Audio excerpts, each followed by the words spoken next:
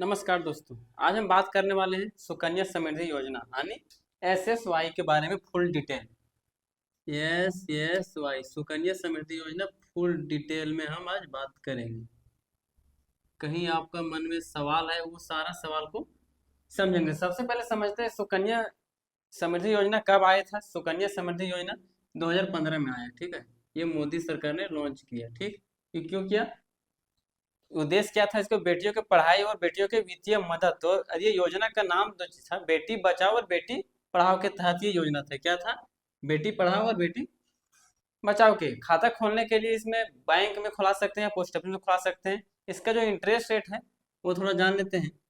इसका जो interest rate है वो बड़ा भयानक है। कितना? 8.2% है एनुअल। ये आपको एफडी में इससे भी कम मिलता है। सेविंग में 3.5-4% मिलता है, लेकिन ये एसएसवाई के लिए स्पेशल बनाया गया, इसीलिए इसमें इतना इंटरेस्ट रेट मिलता है। अब इसमें एज कितना होना चाहिए? एज कम से कम 10 से कम होना चाहिए। एज 10 से कम होना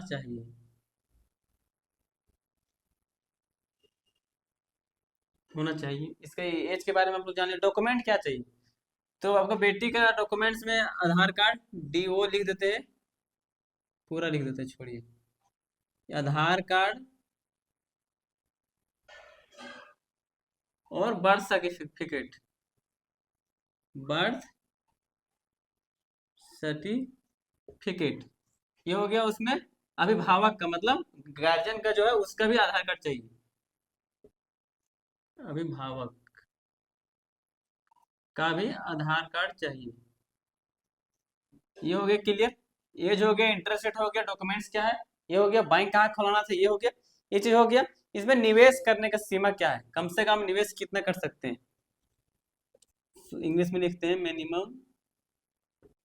इसमें 250 कर सकते हैं, ठीक है। और मैक्सिमम इसमें आप कर सकते हैं 12,500 मंथली, यानी कि यदि पूरा इस सालाना की बात करें तो इसमें 1.5 लाख आ जाएगा, ठीक है। क्या ये ईयरली है? ईयरली इन्वेस्टमेंट हो गया मिनिमम। अब चलिए इन्वेस्टमेंट हम लोग समझ लेते हैं। इसमें आपको कितना साल तक पैसा भरना है?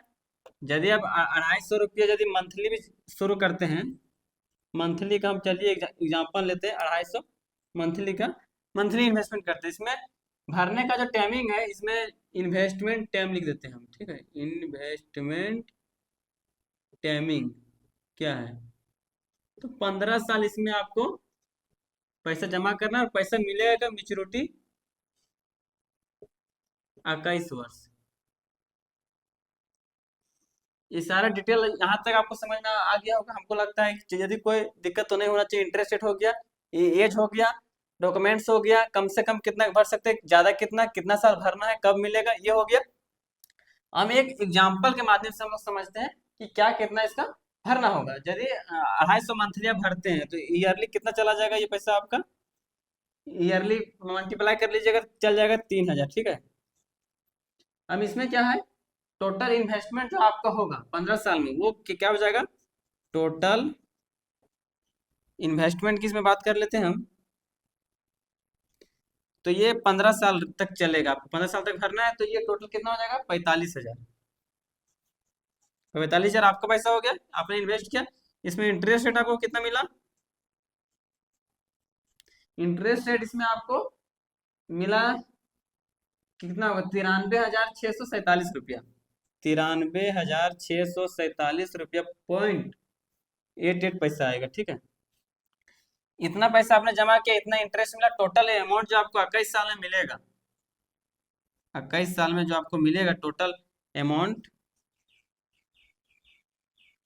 वो इसको इसको जोड़ देंगे तो 1,38,648 हो जाएगा। 1,38,648 रुपये ये होगी।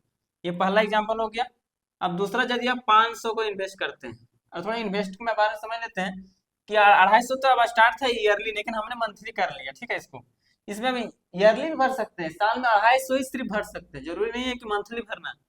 और यदि कोई महीना आपको छूट गया है तो 50 रुपये फाइन देके फिर से अकाउंट, यदि आपका अकाउंट बंद हो गया, नहीं भर पाए 1 साल 2 साल, तो 50 रुपये फाइन देके फिर से अकाउंट का रिन्यूअल कर सकते हैं, ठीक है।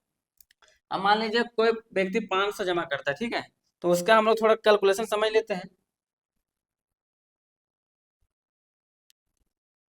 500 यदि कोई इन्वेस्टमेंट करता है तो उसका कैलकुलेशन समझ लेते हैं थोड़ा सा। तो इसमें क्या होगा, ये हो गया क्या, मंथली इन्वेस्टमेंट क्यों किया मान लीजिए, दूसरा नंबर लिए हम लोग मंथली। ईयरली कितना जमा हो जाएगा उसका, 6,000 हो जाएगा, ठीक है। ईयरली हो जाएगा 250 तक, 3,000 गया। इसको यदि 15 साल वो व्यक्ति भरता है, ठीक है, 500 रुपया 15 साल भरता है, तो उसका जो टोटल इन्वेस्टमेंट हो जाएगा 90,000। कितना, 90,000। वैसे जो इसका इंटरेस्ट रेट होगा वो हो जाएगा, इंटरेस्ट रेट इसका हो जाएगा 1,87,295, 1,87,295.77 पैसा होगा, ठीक है।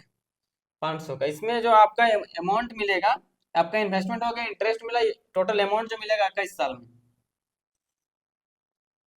21 ईयर में अमाउंट जो मिलेगा आपका, वो देख लेते हैं। ये दोनों को मल्टीप्लाई कर देंगे तो हो जाएगा 2,77,296 रुपया।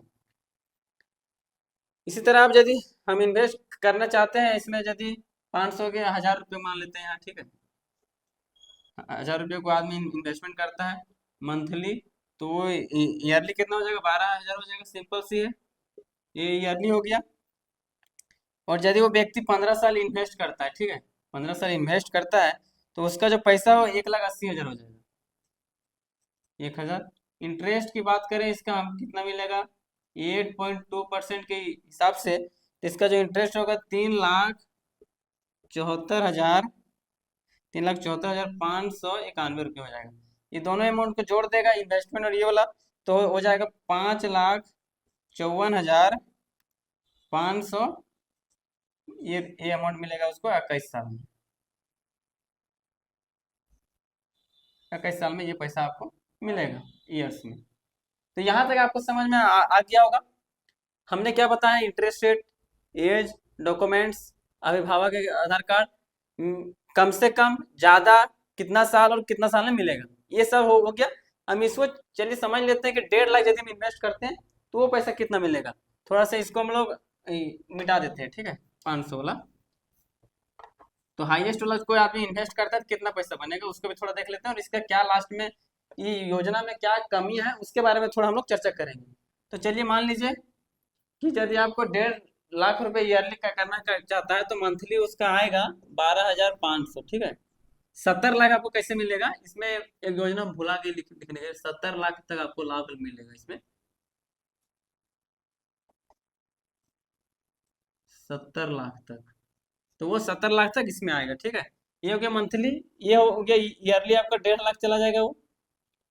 15 साल में इसका इन्वेस्टमेंट हो जाएगा, वो यदि गुना कीजिएगा तो आपको पता चल जाएगा, इसका हो जाएगा 22,50,000। कितना, 22,50,000। इसका इंटरेस्ट रेट कितना मिलेगा,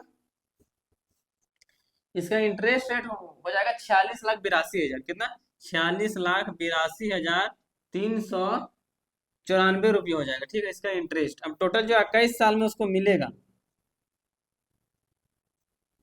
21 साल में टोटल जो इसको अमाउंट मिलेगा, ये दोनों को ऐड कर दीजिएगा तो आ जाएगा, कितना आएगा, 69,32,395 रुपया। तो ये लगभग 70 लाख तक चला गया, 70 लाख तक लगभग। दोस्तों इसमें एक विशेष चीज आपको ध्यान रखने वाली चीज है कि इंटरेस्ट रेट सरकार के द्वारा कभी कभी ऊपर नीचे हो सकता है, ये कैलकुलेशन सेम नहीं रहेगा, बाकी बाकी जो नियम है पूरा सेम रहेगा। तो इसमें एक चीज है, यदि आपका, मान लीजिए आपका पिताजी भर रहे थे 250 मंथली, वो मान लीजिए एक्सपायर कर गए, ठीक है, तो आपने क्या किया, भरने में असमर्थ रहा, तो आपने जो अमाउंट जमा किया उसी के ऊपर इंटरेस्ट मिलेगा आपको, उसमें इंश्योरेंस नहीं है। तो इसमें सबसे बड़ा जो कमी है वो थोड़ा हम लोग देख लेते हैं, क्या क्या कमी इसमें हो, और ये होना चाहिए। यदि कोई व्यक्ति पैसा नहीं भरता है, खाता खुला लेता है, तो उसका पेरेंट्स का एक्सपायर हो जाता है या किसी कारण पैसा नहीं भर, मान लीजिए एक्सीडेंटल डेथ हो जाता है या नॉर्मल डेथ हो जाता है, तो उसका बेटे का फिर ये फंड तैयार नहीं हो पाएगा। तो इसमें क्या करना चाहिए था, इंश्योरेंस कवर करना चाहिए था। इंश्योरेंस का कमी रहा इसमें, और इसमें एक चीज और करना चाहिए था, दूसरा, कि यदि उसका पिताजी पैसा पूरा भरता है, ठीक है, और यदि वो बेटी लव मैरिज करके या कहीं, तो वो क्या होता है, अपने मर्जी से ये पैसा निकाल सकती, मान लीजिए ये 70 लाख बना, तो ये पैसा अपने मर्जी से निकाल सकती, इसमें रोक होना चाहिए था। इसमें क्या होना चाहिए था, अभिभावक का, अभिभावक अभिभावक का सहमति चाहिए, सहमति होना चाहिए, ताकि क्या होता था, मान लीजिए खून पसीना मेहनत करके ये पैसा जमा किया और वो 21 साल के बाद अपने मर्जी से शादी कर लेती है। अपने मर्जी से शादी करने में गैर कानूनी नहीं है, बट ऐसा होना चाहिए कि अभिभावक के सहमति से पैसा निकलता तो वो योजना और मजबूत होता। और ये इंश्योरेंस होना चाहिए, मान लीजिए कि बीच में डेथ कर गए उसके पिताजी, तो उसको पैसा कौन भरेगा, तो ये बहुत बड़ी सवाल था। ये योजना में ये दो चीज ऐड होने से योजना और बेस्ट, सुपर सुपर बेस्ट हो जाता, फिर ये इसका योजना का कोई टक्कर नहीं दे पाता। तो इससे बेस्ट एक योजना है, सुपर बेस्ट हो जाता है। लेकिन अभी एक बेस्ट है कन्यादान पॉलिसी एलआईसी में, एलआईसी में कन्यादान पॉलिसी, कन्यादान